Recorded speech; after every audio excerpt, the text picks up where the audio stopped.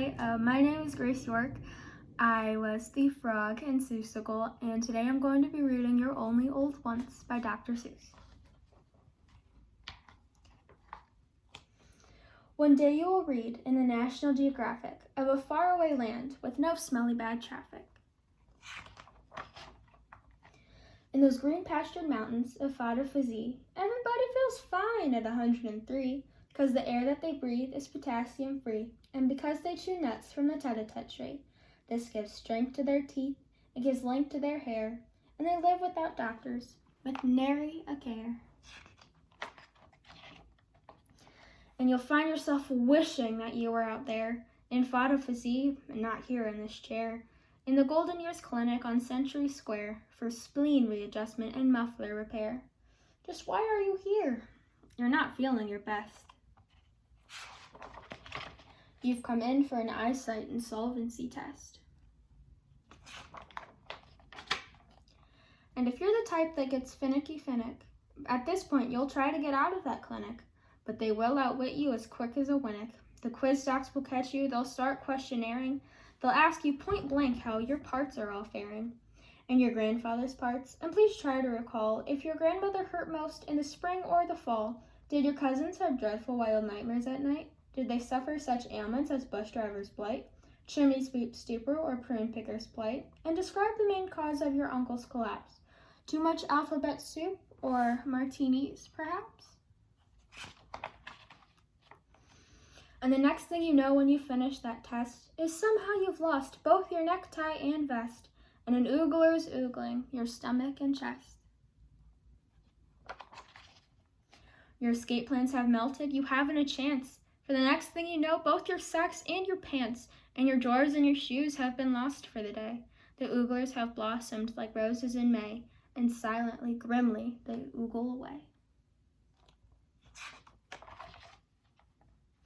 What those ooglers have learned, they're not ready to tell. Clinicians don't spout their opinions pell-mell, so you're back with the vestibule fish for a spell.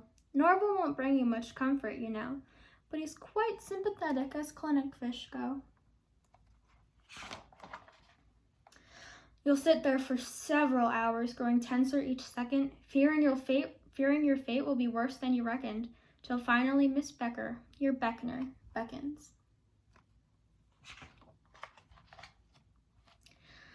To a booth where the world-renowned earman Von Crandall has perfected a test known as bellows and candle. If the wind from the bellows can't blow out the flame, you failed, and you're going to be sorry you came. You'll be told that your hearing's so murky and muddy, your case calls for special, intensified study. They'll test you with noises from far and from near, and you'll get a black mark for the ones you can't hear. Then they'll say, my dear fellow, you're deafer than most, but there's hope, since you're not quite as deaf as a post.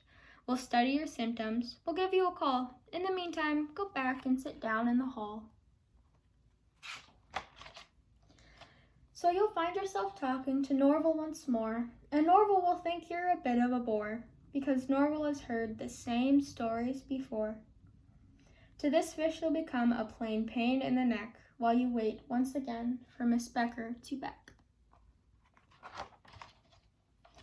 But Miss Becker won't come with great swish and great swank, a wheelchair will come, you've gained status and rank. And Weldon the wheeler will say with great pride, you've qualified, sir, you are now certified as a VIP case, you're entitled to ride. Through thin and through thick, I'll be at your backside. Dear Weldon will show you great sights as you go. Right now you are riding down Stethoscope Row, and I know that, like all our top patients, you're hoping to get yourself stethed with some fine first-class scoping. So I'm sure you'll be simply delighted to hear that in the Internal Organs Olympics last year, Dr. Schmidt, Schmoot, Sinatra, Sylvester, and Fonz won 15 gold medals, 9 silver, 6 bronze. For the moment, however, we'll bypass this bunch. There's plenty of time to see them after lunch.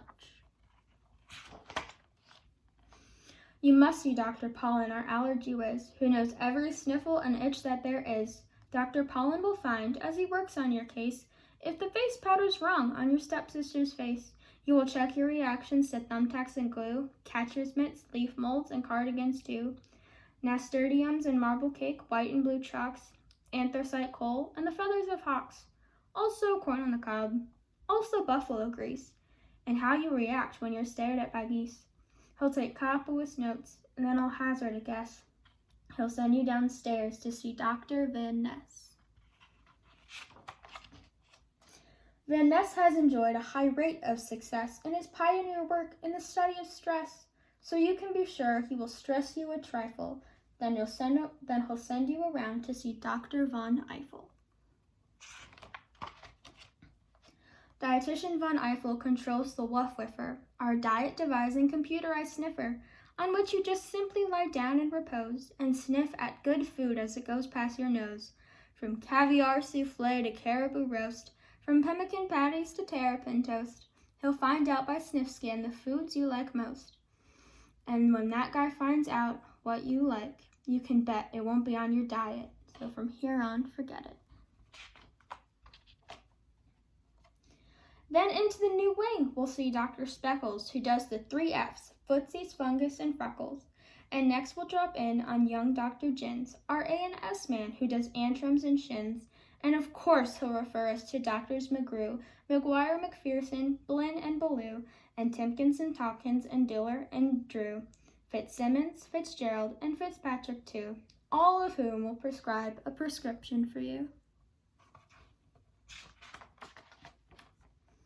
For your pill drill, you'll go to room 663, where a voice will instruct you, repeat after me. This small white pill is what I munch at breakfast and right after lunch. I take the pill that's Kelly Green before each meal and in between. These Loganberry colored pills I take for early morning chills. I'll take the pill with zebra stripes to cure my early evening gripes. These orange tinted ones, of course, I take to cure my Charlie horse. I take 3 blues at 8:30 to slow down my exhalation rate. On alternate nights at 9 p.m., I swallow pinkies, 4 of them. The reds, which make my eyebrows strong, I eat like popcorn all day long. The speckled brown ones are what I keep beside my bed to help me sleep. This long flat one is what I take if I should die before I wake.